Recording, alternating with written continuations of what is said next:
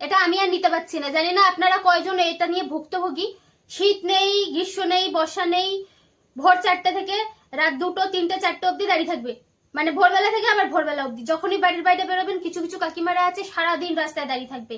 কার মেয়ে বেরোচ্ছে, কার ছেলে বেরোচ্ছে, কার বাড়িতে অশান্তি হচ্ছে, কে পাট দিয়েছে, কে পায়খানা করছে। কেন? এসব না জানলে তোমাদের পেটের ভাত হজম হয় না? যদি পেটের ভাত হজম না হয়, গিয়ে একটা ইনো কিনে খাও।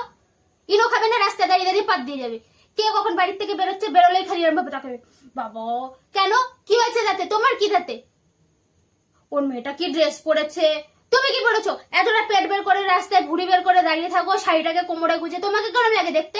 নিজের বাড়িতে গিয়ে ঘুমিয়ে থাকতে পারো না? খাই লোকের পদে কাঠি করা, কোনো কাজ নেই। তোমার বাড়ির ছেলেটা কি রাস্তায় বসে, রাস্তায় ড্রেন পাড়ে বসে দেখো কে মদ খাচ্ছে, তোমার মেয়ে প্রেম করছে, তাতে কোনো দোষ নেই।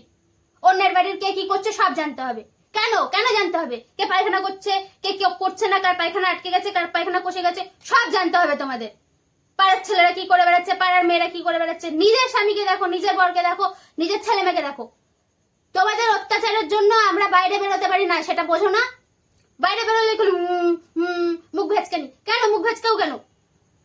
আমরা কি এলিয়েন নাকি অন্য গ্রহ থেকে এসেছি যে আমাদের জীবনে দেখো নি এরকম ছেলে মেয়ে? সব সময় খালি এরকম করতে থাকে, সবাইকে এরকম বিরক্ত করে রেখে দিয়েছে। চুপচাপ নিজের ঘরে গিয়ে ঘুমাও, লোকের পেছনে লাগে। সারাদিন ফুসফুস ফুসফুস ফুসফুস সারাদিন। তোমাদের মুখ ব্যথা হয় না?